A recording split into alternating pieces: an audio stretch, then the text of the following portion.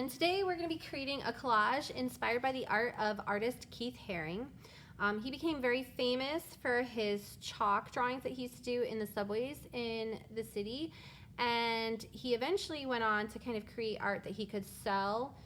People were very interested in having his art in their homes, and so he designed some things like paintings that you could hang on the wall as well. Now, when we create this today, we are going to be creating a person, and we're going to use basically a stick figure to do that. So you can see in his artwork about the dancers, you can see lots of different positions. So you could do arms up and down, you could do the legs together or apart, or kind of walking feet or dancing feet. So there's a lot going on there.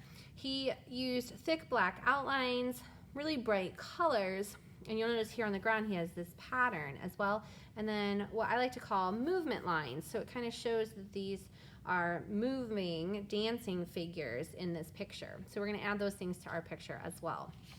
Now when we get started, to do this, we're going to need 3 colors of paper. So you can see in this one I did green, blue, and red.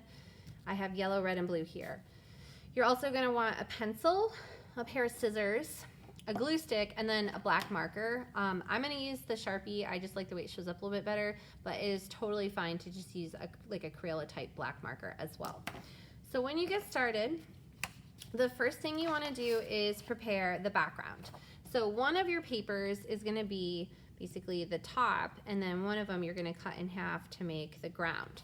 So that's up to you to decide. I think I am going to use, I'm going to do the yellow and the red for that, and save the blue for the figure, the person in my picture. So I'm just going to take this red paper and fold it in half. And then I'm going to cut on that fold line.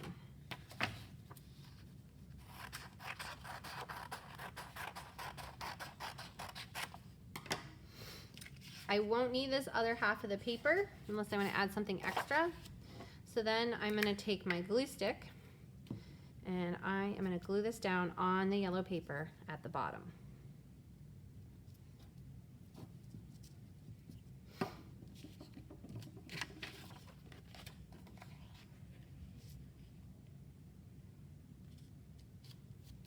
All right, now once I have that on there, I am going to take my black Sharpie and I am going to line it up on the edge there, and if I miss a little bit I can always kind of touch it back up. I'm going to do that line across, and then I am going to add that pattern there below.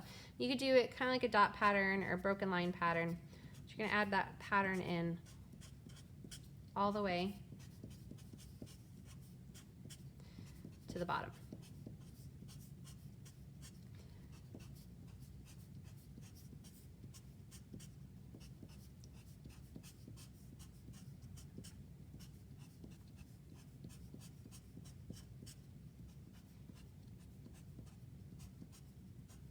If you're using a washable marker that's like a cone tip, if you lean the marker back a little when you're using it, you can get a thicker line like this Sharpie is making for me. All right, so that is the background. So I'm going to put that aside, and then I am going to get my paper for my person ready. And with this paper, I'm going to use my pencil here for a minute, and I am going to draw basically a stick figure. So I like to start with the head. You want to make him pretty big overall. So then I draw the line for the body, and then the line for the arms. So this is where you kind of think about how you want to pose. I'm going to do mine, let's see, I'm going to do arms up. So you want kind of like bent, like your elbow here, so you can bend the arms. They don't have to be straight. And then I'm going to do the legs like this. Kind of looks like he's like doing a squat move or something like that. And then I'm going to add the feet and the hands. And if you want, you can do it more like a circle if that's helpful to you. So that's fine. After you've got that figured out, you're actually going to do a line around your stick figure. And that's the line you're going to actually be cutting on. So I'm going to go around the head and then into the arms. And then when you get to the body, you want it a little bit farther away from the middle.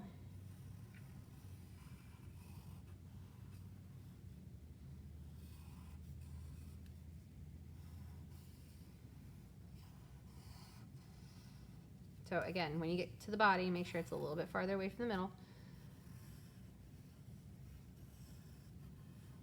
And then back around. All right, so after you've done that, you're going to cut on that line. Not the inside line where you did the stick figure, but you're actually going to cut along the outside edge. And try your best to turn the paper, not the scissors, when you're cutting. Kind of keep the scissors in the same spot. And if it doesn't stay on the line perfectly, that's actually okay because you are looking at the back of this.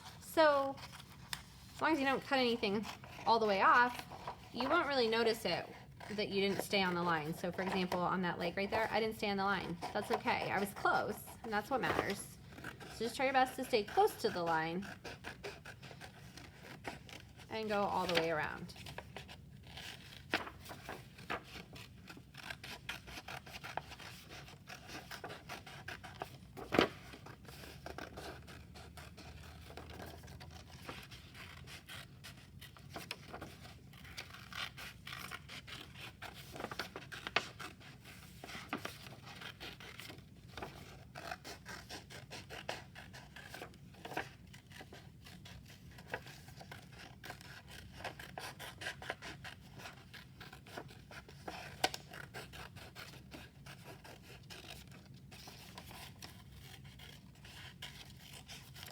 All right, so now this is gonna go on my paper. You can kind of position the way you want. You can go close to the top, close to the bottom, do it at an angle, that's up to you. So then I'm gonna add some glue here to the back where my pencil's lines are. So make sure when you glue this on, you're putting the glue on the pencil side. We don't want the pencil line to show. Make sure you do just a little bit of glue down all the way through to the hands and the feet. And then put that on there. And do a little bit of an angle there. And then what you're gonna do after that's on there is you are going to use your marker again, and you are gonna trace around your person, your figure, and your artwork. So when I trace, I'm making the line not on the blue paper. I'm making the line on the edge. So it's actually, the line is on the background paper that I'm making. It's not on the blue paper. I actually can, it kind of helps because the tip of the marker is resting against the edge of the blue paper. So it's easier for me to sort of keep it steady as I'm doing the line because I'm almost pushing a little bit against the blue paper. But just try your best. And again, if you're using like a washable marker that has a cone tip, rather than using the very tip, if you lean it back a little, you get a wider surface. So that helps to make those thicker lines with those types of markers. Now the last thing to be thinking about as you're doing this is how you're going to show the movement lines around your figure. So you have to think about what they're doing. You know, if they're dancing, then those movement lines could be everywhere. If they're supposed to look like they're running really fast, then maybe all the lines are on one side. If they're jumping up and down, maybe the lines are underneath. So whatever you want that person to be doing is how you want to show the movement lines. So I have a dancing person in this one. So I'm going to make the movement lines, I think, kind of around the arms and the legs so that it looks like they're moving all around. All right, I'm going to clean up a little bit right there. Okay, so I feel like maybe their arms are moving up, so I'm going to do some movement lines kind of around. Maybe their head is kind of moving back and forth. You could always do the lines kind of like this around the head as well. And then maybe their knees are jumping up and down. So showing those different kinds of movement lines. You can see them again in this one. So you can see they can go around the hands, around the feet, around the head sometimes in some of his other artworks. So there you go. And that is your collage inspired by the art of Keith Haring. I'll see you later.